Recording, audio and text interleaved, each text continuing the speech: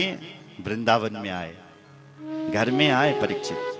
तो माता जी क्या कर रही थी कि जलेबी पकौड़ी रसमलाई इत्यादि बना रही थी।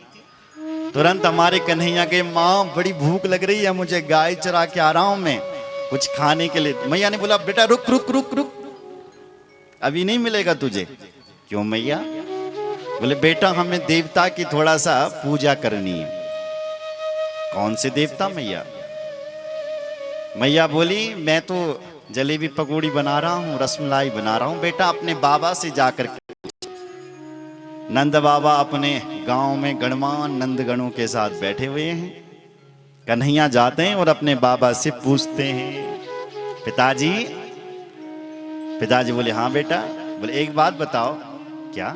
बोले कथ्यताम में पिता कोयम संभ्रमो पागतः किम फलम कस्य चोदेशा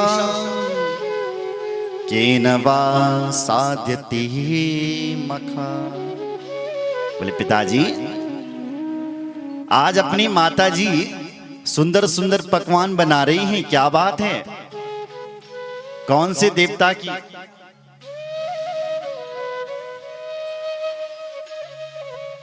बोलो जय श्री कृष्ण। तो भगवान बोले माँ आज पकवान बनवा रही है और कह रही है कि देवता की पूजा करनी है। पिताजी ये बताओ कि कौन सी देवता की पूजा होगी? नंद बाबा ने अपने कन्हैया को समझाया, सुनो बेटा कन्हैया, प्रजन्यो भगवान इंद्रो मेघा तस्यात्म मूर्तया तेभि वर्षन्ति भूतानां प्रीडनम जीवनम पया। नंद बाबा कहने लगे बेटा पर्जन्यो भगवान इंद्रो मेघास्तस्यात्म मूर्तया। बेटा मेघों के जो देवता है ना वो भगवान इंद्र हैं, और हम इंद्र की पूजा इसलिए करते हैं कि ताकि इंद्र खूब बारिश करे। और जब इंद्र देवता बारिश करेंगे ना बेटा तभी तो हरियाली पैदा होगी, और जब हरियाली पैदा होगी तब गाय वो हरियाली खाएगी, और गाय हरियाली खाएंगे तो गाय फिर हमें दूध प्रदान कर देगी। इसलिए हम इंद्र की पूजा करते हैं ताकि हमारे खेतों में अच्छी फसल हो, हमारे वन हरे भरे रहे, गोवर्धन हरा भरा रहे, फसलें अच्छी हो, बरसात टाइम टाइम से होती रहे। इसलिए हम इंद्र की पूजा करते हैं। भगवान बोले पिताजी अगर हम इंद्र की पूजा नहीं करेंगे क्या इंद्र पानी नहीं बरसाएगा? बोले हो सकता है बेटा ना बरसाए पानी।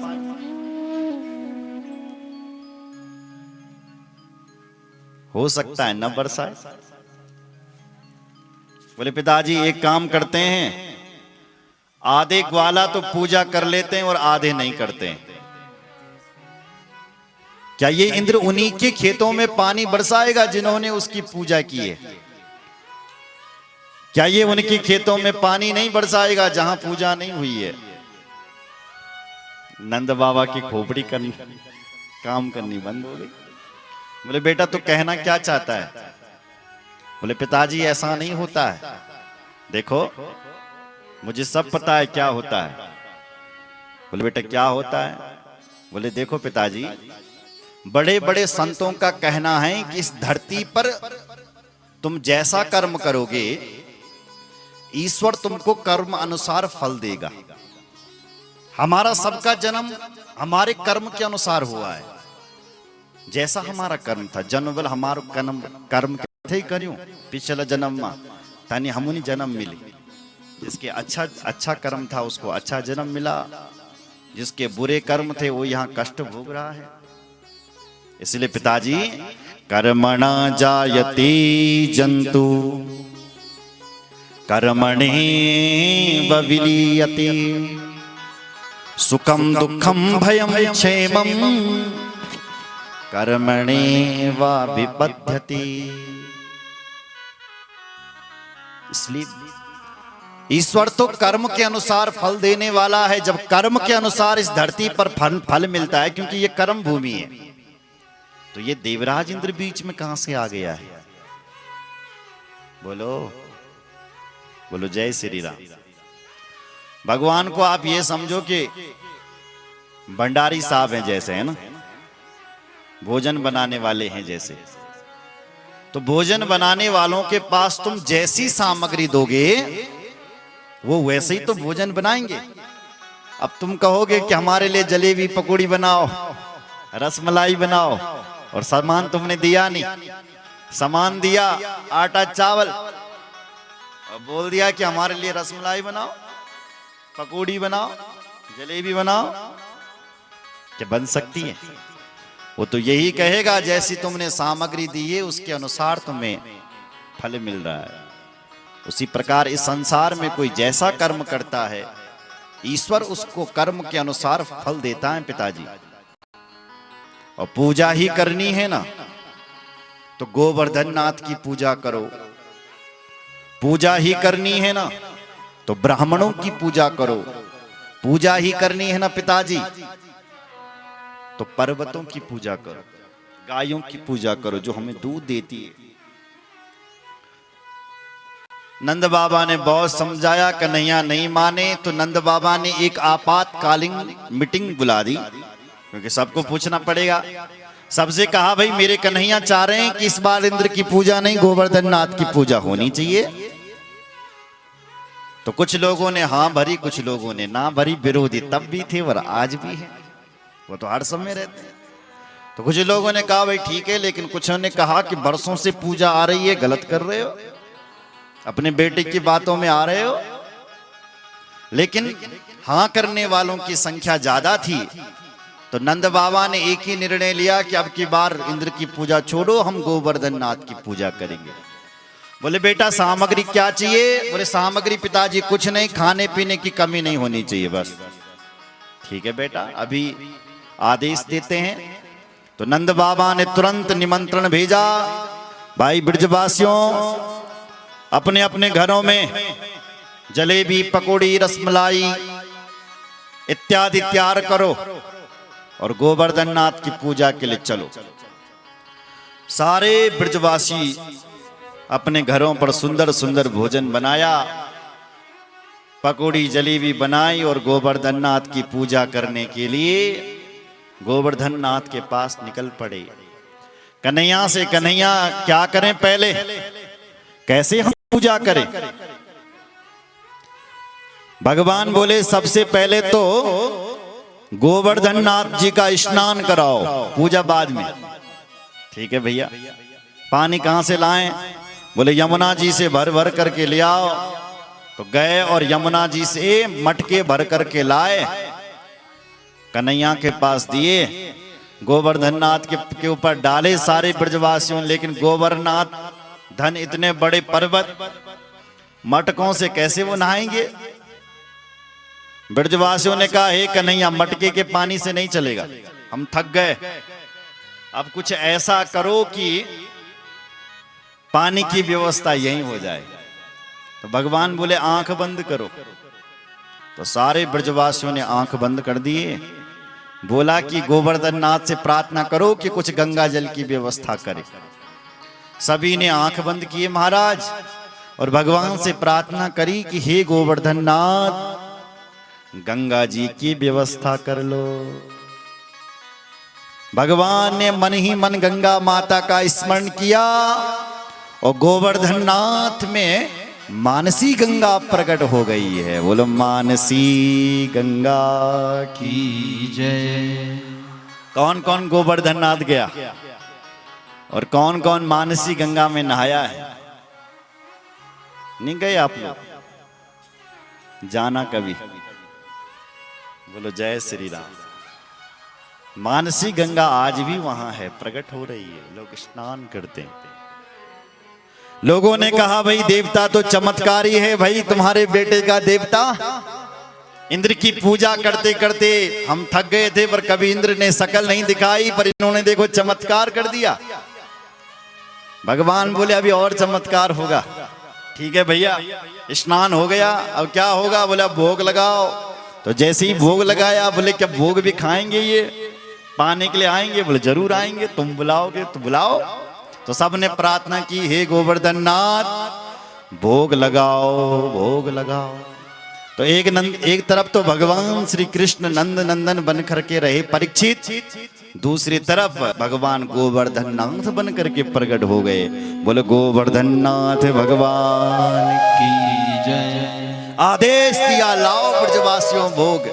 ब्रजवासियों ने भोग लगाया और भगवान दोनों हाथों से खाने लगे, दोनों हाथों से। मैया तो कहती हैं, बेटा कन्हैया देखो ना, तेरे भगवान की और तेरी सूरत एक जैसी दिख रही है, एक जैसी दिख रही है।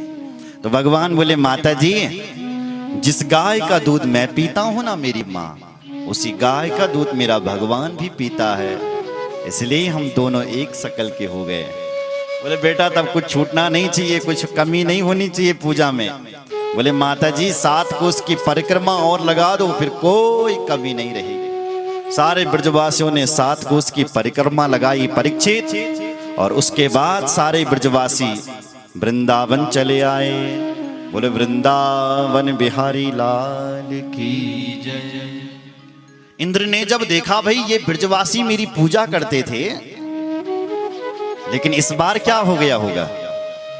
दीपावली के दिन ये मेरी पूजा करते थे, लेकिन इस बार पूजा नहीं हुई। तो इंद्र ने अपने सेवकों को भेजा, उनसे कहा कि तुम जाओ और पता लगाओ कि क्यों हमारी पूजा नहीं हो रही है। इंद्र के सेवक जहां यहां आए, ब्रज के हाल देखे, तो वापस जाकर के कहते हैं, हे महाराज इंद्र, अब ब्रज में तुम्हारी पूजा कभी नहीं होने वाली। क्यों? बोले वहां सब गोवर्धन नाथ की पूजा कर रहे हैं, और ये सब श्री कृष्ण ने करवाया है महाराज। महाराज इंद्र ने ऐसा सुना तो भगवान श्री कृष्ण को गालियां देने लगा। जब उसके सेवकों ने ये कहा कि ये सब श्री कृष्ण ने करवाया है, तेरी पूजा नहीं हो, ये कृष्ण ने करवाया है, बड़ा अभिमानी था ये इंद्र, भगवान को गालियां देने लगा। कहता है, बाचालम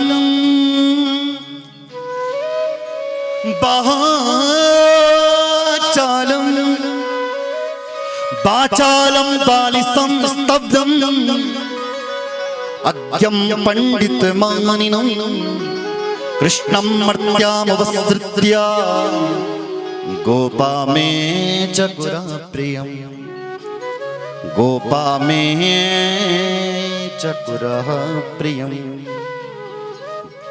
बाचालम, देखो देखो इन गोपियों ने, इन ग्वालों ने उस बाचाल कृष्ण की बातों में आकर, बाचालम बालिशम, वो जो बालक है ना, देखो इस इंद्र की बुद्धि देखो, बालशम, वो जो बालक है ना कृष्ण, उस बाचाल की बातों में आकर के, बाचाल मतलब उटपटाक बोलने वाला, उस उटपटाक बोलने वाले की बातों में आकर के मुझ जैसे देवताओं के राजा का इन्होंने अपमान किया है। अभी मैं इनको इनका फल चखाता हूं। अपने भीषण मेघों को बुलाया, जो प्रलयंकारी मेघ थे। मेघ भी कई प्रकार के होते हैं, कभी कभी मंद मंद बारिश होती है, मंद मंद मनुगर्जित मेघा, ऐसा लगता है जैसा तबला बज रहा हो, लेकिन कभी कभी ऐसी बारिश होती है कि प्रलय मचा देती है, प्रलय। तो ऐसी ही बारिश होने लगी, प्रलयकारी जो मेघ मंडल हैं इस इंद्र के पास, वो भेज दिए और कहते हैं कि तुम जाओ और ब्रज के ऊपर प्रलयकारी भीषण बारिश करो महाराज, जो डुबा देने वाली बारिश। ऐसे मेघ आए और भयंकर बारिशें होने लगी, लोगों के घर डूबने लगे, लोगों के घरों में पानी बहने लगा, जैसे इस बार हुआ।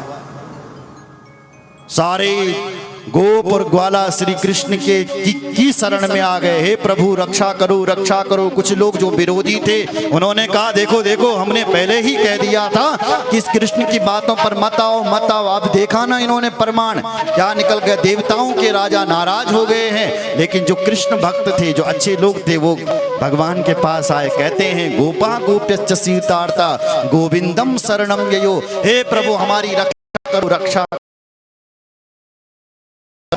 आपकी शरण में प्रातुम रहस्य देवाना कुपिता भक्त वत्सला। हे भक्त वत्सल प्रभु, देवताओं का राजा हमसे कुपित हो गया है, कुपित हो गया है, हमारी रक्षा करो, रक्षा करो, रक्षा करो, रक्षा करो। भगवान के पास जब रोने लगे तो भगवान ने कहा जरूर मैं तुम्हारी रक्षा करूंगा, तुम चिंता मत करो। बोले क्या करें हम अभी? बोले चलो जहां हमने पूजा की है ना गोवर्धन नाथ की, वही हमारी रक्षा करेंगे, चलो वहां। सारे ब्रजवासी ने अपने गायों को हाँका, बछड़ों को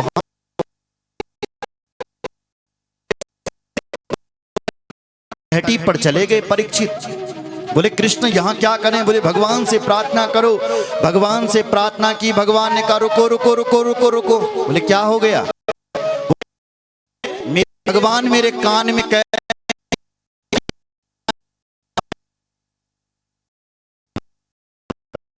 बोले इतने बड़े गोवर्धनाथ कैसे छाता बनेंगे परीक्षित? कैसे छाता बन जाएंगे महाराज? भगवान श्री कृष्ण बोले भगवान ने कहा है तो बन ही जाएंगे। भगवान निकल पड़े और इत्युक्ते केन हस्तेन कृत्वा गोवर्धनाचलम दधार लीलया कृष्ण छत्राकामिव बालकः। इत्युक्ते केन हस्तेन, भागवत में ऐसा लिखा है कि भगवान इत्युक्ते केन हस्तेन, एक हाथ से ही भगवान ने उस गोवर्धन नाथ को जड़ से ही उखाड़ दिया। बता सकते हैं आप? हनुमान जी के भी ये भगवान है ना, तो एक हाथ से ही इस भगवान श्री कृष्ण उस पूरे पर्वत को, 7 कोस के पर्वत को उठा देते। इत्युक्ते केन हस्तेन कृत्वा गोवर्धनाचलम दधार लीलया कृष्ण और छत्राकामिव बालकः। छत्राक, जैसे छोटे छोटे बच्चे छत्राक उठाते हैं, छत्राक मतलब कुकुर मुत्ता उखाड़ करके छाता छाता खेलते हैं। छत्राक मतलब अगर गांव की भाषा में कहें तो हमारे यहाँ मशरूम को क्या कहते हैं? ज्यों कानून क्या बोलते हैं उनके लिए, जो भी बोलते हैं। तो जैसे वो हर जगह होता है और बालक जब वो अचानक पैदा हो जाता है और गंदगी में ज्यादा होता है तो बच्चे लोग उसको उखाड़ते हैं ना, छत्राक, छाता छाता, देखो छाता पैदा हो गया, बच्चे लोग कहते हैं छाता छाता। तो ऐसे ही भगवान ने उस गोवर्धन नाथ को बालकों की तरह ही 1 सेकंड में उठा करके छाता बना लिया। बहुत बड़ा गड्ढा हुआ नीचे। भगवान बोले ले आओ सारे गायों को, सारे गाय और ब्रजवासी आए और उस छतर के नीचे रहे, हमारा गोवर्धन नाथ के नीचे रहे। इंद्र प्रलयंकारी भीषण बारिश कर रहा है।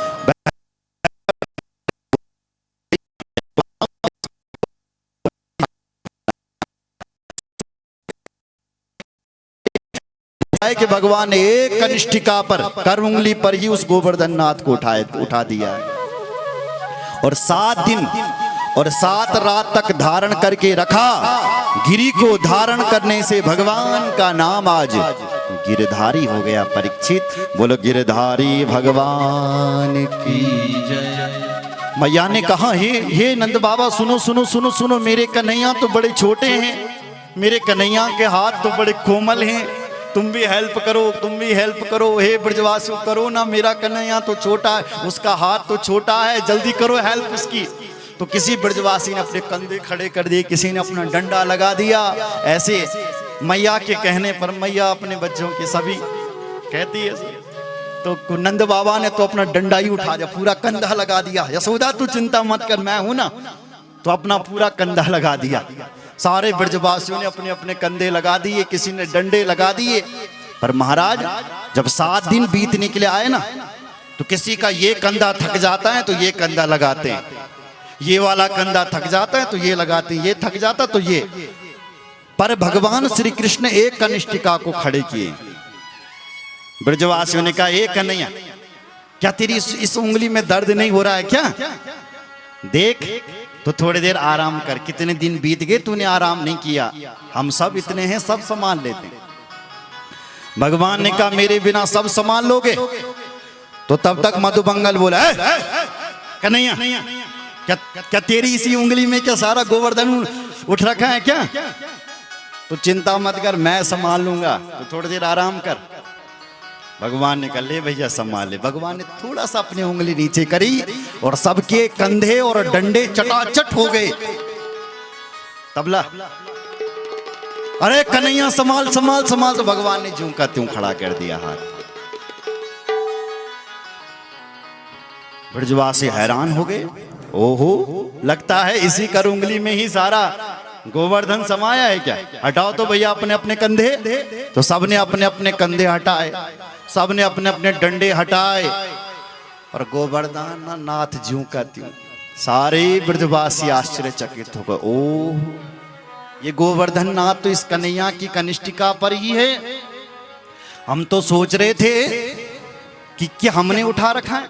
नंद बाबा के पास गए, हे बाबा जल्दी बता ये कौन है, कौन है। ये तेरा बेटा तो नहीं हो सकता है।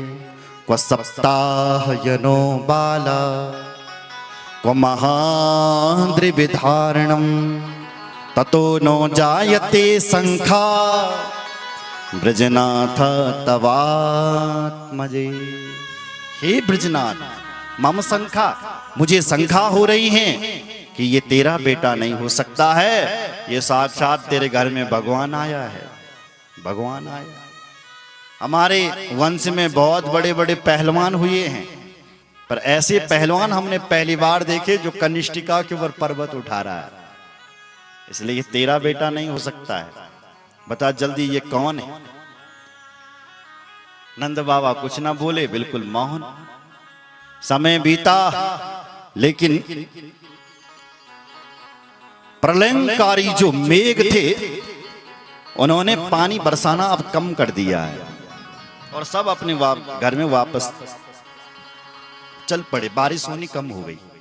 जैसी स्वर्ग में गए ये मेघ, तो इंद्र ने पूछा है तुम वापस क्यों आए, क्यों नहीं पानी बरसा रहे। बोले महाराज हमारे पास जितना पानी था सब बरसा दिया।